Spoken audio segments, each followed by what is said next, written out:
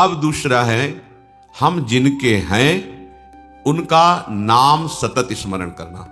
अब महाबली हो गए। अब सच्ची मानना, इसके बिना चाहे जितनी परमार्थ की बातें कर लो, चाहे जितना वेद पुराण याद कर लो, दूसरों को सुना दो, ये सब हो सकता है, पर आप आचरण में नहीं उतार पाएंगे। आचरण में उतारे बिना परमानंद का अनुभव नहीं होगा, अध्यात्म सुख का अनुभव नहीं होगा। अध्यात्म सुख के अनुभव के बिना संपूर्ण कामनाओं का नाश नहीं होगा। बस बची तो दुर्गति ही बची। बार बार वासना कामना, उन्हीं से प्रेरित होकर कर्म, कर्म से कामना वासना, यही चक्र चल रहा है। ध्यान देकर सुनिए, हम भगवद वाणी को सुनते हुए भी हृदय में धारण क्यों नहीं कर पा रहे, सत्संग को अपने आचरण में क्यों नहीं उतार पा रहे? क्योंकि हमारी मान्यता गलत हो गई। मान्यता को सुधारें। किसी भी स्थिति में आप हों, आपको यह स्वीकार करना है, हम प्रियालाल के हैं। अब इस स्वीकृति की पुष्टता होगी प्रियालाल के नाम जप से। ये दो बातें अत्यंत अनिवार्य हैं, अत्यंत। इसके बिना तो आप परमार्थ में चल ही नहीं सकते। जैसे हम दो पैरों से चलते हैं, पंछी दो पंखों से आकाश में उड़ता है, ऐसे ही अध्यात्म के उस महासुख में, जहां किसी भी द्वंद्व का कोई प्रभाव नहीं रहता, जहां किसी कामना के उत्पन्न होने की कोई गुंजाइश नहीं रहती, उस स्थिति में पहुंचने के लिए पहली बात, हम प्रियालाल के, हम जैसे भी हैं, हम प्रियालाल के हैं। इसमें कोई बनावट की बात नहीं है, हम उनके हैं। दूसरी बात, हम जिनके हैं उनका सतत नाम स्मरण। बड़ा प्रभाव नाम का है। आज तक जितने महात्मा इस अध्यात्म की ऊंचाई पर पहुंचकर परमानंद में डूबे हैं, सबके मूल में ये प्रभु का नाम विराजमान है। महिमा खूब गाई जाती है, महिमा सुनी जाती है, पर हम नाम को जैसी महिमा है वैसा आदर नहीं देते। अच्छा लगता है सुनने में, कभी कभी ऐसा भी लगता है अब नाम जपे ही, आज से तो हम नाम ही जपेंगे, पर ये लगता है अभी अंदर नाम का जैसा हमने महामहिम स्वरूप सुना वैसी महत्व बुद्धि नहीं हुई। इसकी पहचान, अगर नाम में महत्व बुद्धि हो जाएगी तो फिर नाम छूटेगा नहीं। तुम कैसे छोड़ देते हो नाम को? जी कैसे रहे हो बिना नाम के? और अच्छा कैसे लग रहा है नाम के बिना? आप ये बातें मन में जरा देखिए। अगर नाम की महिमा आपने सुनी, इतना महामहिम नाम, तो आप में महत्व बुद्धि हो जानी चाहिए। ऐसी नाम की महत्व बुद्धि, जैसे कोई गरीब आदमी धन में महत्व बुद्धि करता है। अब उसकी चेष्टा देखो, भूखा है, प्यासा है, पर वो मेहनत कर रहा है, थक गया, फिर भी और अधिक समय मेहनत करके वो पैसा कमाना चाहता है। कम खर्चा करके, अधिक मेहनत करके, अधिक पैसा कमा करके वो पैसे का चिंतन, पैसे के लिए कार्यरत, पैसा पैसा, क्योंकि उसमें महत्व बुद्धि हो गई। भोग में महत्व बुद्धि, उठते बैठते चलते फिरते उसी भोग का चिंतन, कैसे मिले, क्या करूं, कहां जाऊं, बस। काम ही नारी प्यारी जिमी, लोभी जिम प्रिय दाम।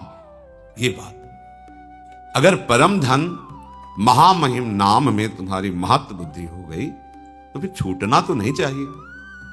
उठते बैठते चलते फिरते खाते पीते नाम। जब नाम चलने लगता है तो उसका प्रभाव प्रकट होता है नाम जापक के हृदय में।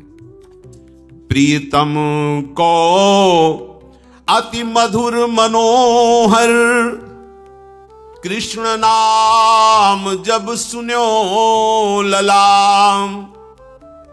भर्यो अमीर रस तबहि हृदय में, भरत रहित तब ते सुख धाम। अग जग के बिशरी मैं तब ते,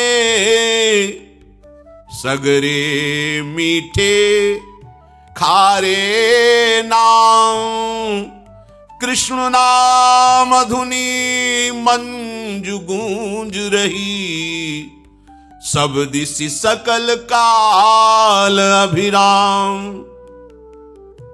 जब से अपने प्राण प्यारे प्रभु का नाम सुना और उस नाम का रसेंद्री ने स्वाद लिया, आश्चर्य हो गया। हमारा हृदय विषवत था, नाना प्रकार की जलन से जल रहा था। कामनाओं की, वासनाओं की, तृष्णा की, राग द्वेष की, ये सब आग लगी हुई थी। जब से श्रवणेन्द्री में इस कृष्ण नाम का प्रवेश हुआ और रसेंद्री ने इसे पकड़ा, तो इस कृष्ण नाम ने हृदय के सारे विषों को हटाकर भर्यो अमीरस तब ही हृदय में अमृत रस भर दिया। राधा नाम सुधा रसम रसी तुम जिह्वास्तु में व्यूहला, राधा राधा राधा। ये नाम हृदय में अमृत भर देगा। सच्ची बात, ये कोई कथा नहीं है, ये जीवन है उपासकों का, संतों का, सिद्धों का। ये जीवन है, प्रेमियों का जीवन है। विवश होकर के इस रस ने, नाम रस ने सब इंद्रिय मन अंतःकरण को अधीन कर लिया, छा जाता है, अपना अधिकार कर लेता है। पर पहले विष को मिटाता है। ये विषय विष जो कामना, वासना, तृष्णा की तरंगों से हमारे हृदय में फैलता रहता है, नाम जापक के हृदय को निर्विषय करके प्रेम अमृत से भरता है। प्रेम अत्यंत दुर्लभ वस्तु, और ये नहीं कि एक बार भरता है, भरत रहत तब ते सुख धाम, प्रतिक्षण वर्धमानम। वो प्रेम अमृत हृदय में बढ़ता रहता है। उसका प्रभाव हुआ लोक परलोक के सब व्यक्तियों के नाम रूप, सब विषयों के नाम रूप सुख सब भूल गया। कौन रिश्तेदार, कौन नातेदार, कौन वस्तु प्रिय लगती थी, कौन पदार्थ प्रिय लगता था, सब भूल गया। लोक परलोक के सारे सुखों के नाम रूप, अमुक वस्तु उसका रूप उसका नाम, अमुक व्यक्ति उसका रूप उसका नाम, ये सब नाम ने भुलवा दिया, विस्मरण हो गया। स्मृति इतना निरंतरता में आई, ऐसा तारतम्य बना स्मृति का कि अब कोई जगह ही नहीं रह गई किसी और रूप और नाम, वस्तु, व्यक्ति, पदार्थ, स्थान, घटना, इनका चिंतन करने का अवसर ही नहीं रह गया, क्योंकि ऐसा तारतम्य बन गया। तैल धारावत स्मरण, अखंड स्मृति, अव्यावृत भजनात्, बार बार नाम चल रहा है,